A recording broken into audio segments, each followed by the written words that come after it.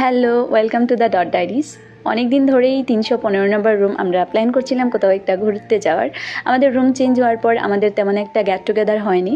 আমাদের প্ল্যানিং হচ্ছিল কিন্তু এক্সিকিউট হচ্ছিল না। আজকে ফাইনালি আমরা সবার সময় হয়েছে একসাথে হওয়ার, তাও হচ্ছে মাথার উপরে এত পরিমাণে রোদ নিয়ে দুপুরবেলা বেরিয়ে পড়লাম। বেরিয়ে হচ্ছে সিএনজিতে উঠে এখানে জেমে বসে পড়তে হলো, কি আর করার, তাড়াহুড়ো থাকলে এরকমই হয়। ট্রাফিক জ্যাম থেকে বেরোয়ার পর আমরা আমাদের ডেস্টিনেশনের উদ্দেশ্যে যাচ্ছি। ফাইনালি এসে পৌঁছে গেলাম আমাদের ডেস্টিনেশনে। তো অনেকজন বন্ধু একসাথে মিলে কোথাও যাওয়া, হাঁটাহাঁটি করা, ফার্স্ট ইয়ার ক্যাম্পাসের থেকে ভালো অপশন আর কিছু হতে পারে না। এখানে হাঁটাহাঁটি প্রচুর পরিমাণে করতে পারবেন আপনি। তারপরে হচ্ছে গ্রামীণ দৃশ্য দেখতে পাবেন, একদম বাড়ির কথা মনে পড়ে যাবে। এটাই তো ভাবছেন যে আমরা এখানে কেন দাঁড়িয়ে পড়লাম? ছবি তোলার জন্য। এত সুন্দর কিলো রোড রেখে আমরা রাস্তার মাঝখানে এসে দাঁড়িয়ে পড়লাম, কারণ সব রাস্তায় তো গাড়ি ঘোড়া চলে, এরকম রাস্তার মাঝখানে ছবি তোলা যায় না। তো এত ফাঁকা রাস্তা পেয়ে আমরা ছবি না তুলে কি থাকতে পারি?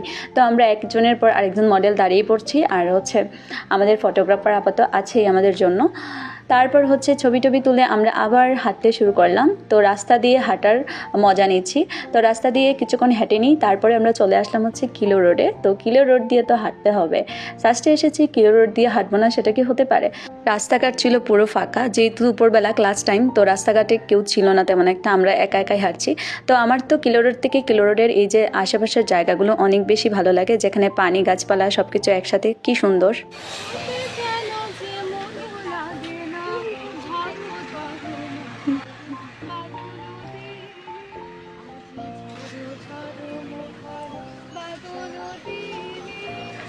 এই খাটপাটা রোদে বৃষ্টি বাদলের গান শুনে আপনাদের কেমন লাগলো সেটাই জানতে চেয়েছেন আমাদের কণ্ঠশিল্পী। আপনারা অবশ্যই জানাতে ভুলবেন না। সামনেই সুন্দর একটা আর্ট দেখতে পেলাম, ঢাক ধুনুচি, একদম দুর্গাপুজোর কথা মনে পড়ে গেল। সামনেই দুর্গাপুজো আসছে। এতক্ষণ ধরে হাঁটতে হাঁটতে আমরা এরকম বসার মতো একটা জায়গা খুঁজছিলাম। তো ফাইনালি আমরা হচ্ছে বসার মতো একটা জায়গা পেয়ে গেলাম। এখন আমরা এখানে বসে হচ্ছে রেস্ট নিয়ে নিব। তো আমাদের রেস্ট মানে হচ্ছে দাঁড়িয়ে পড়া, ছবি তোলা, এগুলাই। কারণ অনেকটা রাস্তা এক নাগারে না হেঁটে যদি আমরা এরকম দাঁড়িয়ে দাঁড়িয়ে রেস্ট নিয়ে ছবি তুলে যাই, তাহলে আমরা বুঝতেই পারবো না যে আমরা কতটা রাস্তা হেঁটেছি। এখন আমি একা একা যাচ্ছি, কারণ আমার একটু লেট হয়ে গিয়েছে এই ফুচকাটার জন্য। তো ওর জন্য হচ্ছে দাঁড়িয়ে পড়েছিলাম। তো কিছুক্ষণ পর তারপরে হচ্ছে যাচ্ছি, আর হচ্ছে মাথার উপরে এত পরিমাণ রোদ ছিল, ব্যাগে ছাতা রেখেও মানে হচ্ছে রোদের মধ্য দিয়ে যাচ্ছি, মানে কি একটা অবস্থা। তো এখন হচ্ছে আমরা এই ভুতুরে রাস্তাটার মধ্যে আসছি। তো এই রাস্তাটার মধ্যে কোনো জনমানবের চিহ্ন নেই, আর এখানে কি সুন্দর একটা খালের মতো দেখতে পাচ্ছেন, পুরো গ্রাম গ্রাম লাগছে না? আর এখানে এসে দেখি কিনারে এখানে বসে পড়েছেন, আর প্রচণ্ড গরমে সবাই একদম এক্সস্টেড। তারপর হচ্ছে এখানে বসে আমাদের আবার শুরু হয়ে গেল আড্ডা। তো এখন তো ফুচকা চটপটি অর্ডার দেওয়া হয়েছে, এগুলোর জন্য আমাদেরকে বসে থাকতে হবে। তো আর বসে থাকতে পারছে না, সৌমি একদম টায়ার্ড হয়ে গেছে, কখন খাবারটা আসবে, কখন আমরা খাবো। তো যারা ফুচকা অর্ডার দিয়েছিল তাদের ফুচকা চলে আসছে। আমরা এখানে এসেছিলাম একটা বিখ্যাত দোকানের ফুচকা খাওয়ার জন্য, কিন্তু এসে দেখি বিখ্যাত দোকানটাই নেই। অবশ্য আমরা আগে থেকেই জেনেছিলাম যে দোকানটা থাকবে না।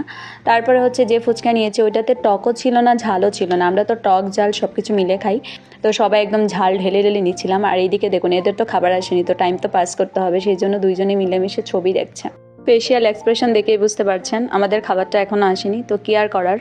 তো এটাই হয়। তো এখানে হচ্ছে ছং বং ডং সবাই করে নিচ্ছি আমরা, কারণ আমাদের খাবার এখনো আসেনি। তো ফাইনালি আমাদের খাবার চলে আসছে। তো খাবারটা মুখে দেওয়ার পর হচ্ছে এক্সপ্রেশনটা এরকম, তার কারণ হচ্ছে ফুচকাতে তো জাল দেয়নি, তাই আমরা জাল দিতে বলেছিলাম। তো এখানে হচ্ছে নাগা দিয়ে দিয়েছিল। নাগার হচ্ছে অন্যরকম একটা জাল, একটা স্মেল পাওয়া যায়, সেটাই পেয়েছিলাম। একসাথে অনেকেই খেতে বসলে যখন একজনের খাবার এক এক টাইমে আসে, তখন এই জিনিসটা আসলে নেওয়া যায় না, মানে একজন খেতে শুরু করে দেয়, আরেকজনের খাবার আসে না। তো এরকম অনেকের খাবার আসেনি, আবার অনেকের এসেছে। তো আমরা এরকমভাবেই খাচ্ছি। তো এখন হচ্ছে সবার খাবার এসে গেছে। টক আর ঝালের এত অভাব ছিল ফুচকার মধ্যে, চটপটির মধ্যে, সব কিছুর মধ্যে। তো আমরা তো নিয়ে খেয়ে নিয়েছিলাম। তো আমাদের তো খেতেই হবে, একই তো মাথার উপরে প্রচণ্ড সূর্যের তাপ, এত পরিমাণে গরম, এত ভুল টাইমে আমরা সিলেক্ট করেছি ঘোরাঘুরির জন্য, কি আর করার। এখন খেয়ে নিই আমরা তাড়াতাড়ি খেয়ে দিয়ে তারপর হচ্ছে আমরা বেরিয়ে পড়বো। খুব ইম্পর্টেন্ট একটা কাজ করবো আমরা। তো দেখা যাক কে কত দূর, কার কত দূর এনার্জি থাকে। আই থিঙ্ক খাওয়ার পরেই সবাই লেট খায়, তো আমাদের অবস্থাও তাই হবে। খাওয়ার পরে আর উঠতে মন চাইবে না, কিন্তু আমাদেরকে উঠতে হবে, কারণ আমাদের সবার মানে টাইম সীমিত। আমরা একদম সীমিত সময়ের জন্য সবাই এসেছি, সবাই একসাথে। তো সবার সময় হয়ে ওঠা বা সময় করা খুবই টাফ বিষয় হয়। তারপরেও যে আমরা একসাথে অনেকে মিলিত হতে পারি, সেটাই অনেক কিছু।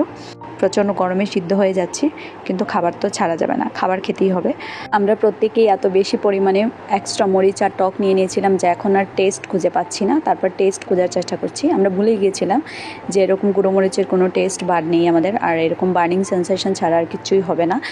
তারই মাঝখানে হচ্ছে এই যে ফুচকার দোকানের যে মামা আছে, উনি হচ্ছে সুন্দর করে এসে ওনার দোকানের মানে এত প্রশংসা করলেন, কি আর বলবো। মানে আমরা তো ওনাকে বলতে পারছি না যে আপনার ফুচকার আর চটপটির কোনো টেস্টই আমরা পাচ্ছি না। উনি বলছিলেন ওনার দোকানের মতো পরিষ্কার দোকান আর নেই, কিন্তু ওনার এই যে মরিচের কৌটার উপরে এত পরিমাণ ধুলা জমে আছে, মনে হচ্ছে যে 1 বছরের মতো পরিষ্কার করেনি। তো এই যে ইনি হচ্ছেন আমাদের অর্থ সম্পাদক, ইনি হচ্ছেন টাকা পয়সা এখন জোগাড় করে নিয়ে দিয়ে আসছেন। এখন আমরা যাচ্ছি সব থেকে কঠিনতম কাজ করতে। এই দেখেন সৌমি একদম মাথার চুল টুল বেঁধে নিচ্ছে, মানে একদম লেগে পড়তে হবে ভালো করে। আর আমাদের সাথে 2 জনকে আমরা হচ্ছে উঠাতেই পারিনি চেয়ার থেকে, কারণ খাওয়ার পরে এরা লেট খেতে শুরু করে দিয়েছে, এরা চেয়ার থেকে কোনোভাবেই উঠবে না। তো কি আর করার, আমাদেরকে তো মানে তাড়াতাড়ি যেতে হবে, সেজন্য আমরা তাড়াতাড়ি চলে আসলাম। তো এই যে সিঁড়িগুলো দেখছেন, এই সিঁড়িগুলো দেখেই আমার ভয় লাগছে। আর এরা কীরকম দৌড়ে দৌড়ে উঠছে সিঁড়ি দিয়ে, মানে এদের এনার্জি লেভেলটা এত ছিল কি আর বলবো। আর আমি পুরো হাঁপিয়ে যাচ্ছি, আমি অর্ধেকই উঠতে পারছি না। অর্ধেক উঠে ভেবেছিলাম যে নিচে নেমে পড়বো আর উঠবো না, কিন্তু যেহেতু 2-3 জন উঠে গেছে, এখন যদি না উঠি কেমন একটা খারাপ লাগবে। প্রতিদিন তো আর আসবো না, অনেক দিন পরে আসলাম, তো ভাবলাম যে না, উঠেই যাই। যদিও উঠতে অনেকটা টাইম লাগবে, কিন্তু ওঠার পর ভালো লাগবে। আর নামতে তো এতটা কষ্ট হবে না যতটা উঠতে হবে, সেটা ভেবে হচ্ছে উঠে গেলাম। কিন্তু ওঠার পর আমার অবস্থা খুবই খারাপ, মানে একদম হাঁপানি শুরু হয়ে গেছে। তো কেয়ার করার, আমার উঠতে অনেকটা টাইম লেগেছে। আর আমার সাথে যেগুলো ছিল তারা অলরেডি এখানে উঠে একদম ছবি তোলা শুরু করে দিয়েছে, আমার অনেক আগে তারা উঠে গেছে। তো আমি সিঁড়ি বেয়ে ওঠাতে আমার খুবই কষ্ট হয়। তো তারপরেও ফাইনালি আসলাম, কারণ না আসলে খারাপ লাগতো, ওরা ঘুরে যাচ্ছে আমি ঘুরবো না। তো এই জায়গাটা খুবই নীরব ছিল, হ্যাঁ, মাত্র 2 জন মানুষ ছিল। তো দুপুরবেলা যেহেতু মানুষ না থাকারই কথা, এখান থেকে চারপাশের ভিউটা দেখতে খুবই ভালো লাগে। তো এই ভিউটা দেখার জন্যই আসা। আমরা 5 থেকে 10 মিনিটের মতো এখানে থাকলাম। এবার আমরা হচ্ছে নেমে যাচ্ছি। তো নামতে তো কষ্ট হয় না, নামতে ভীষণ মজাই লাগে। তো আজকের মতো ভিডিওটা এখানেই শেষ। আপনাদের সাথে দেখা হবে পরবর্তী কোনো ভিডিওতে। ততক্ষণ আপনারা সবাই ভালো থাকবেন, সুস্থ থাকবেন। Thank you so much for watching this video. If you like this video, please do like, share, comments.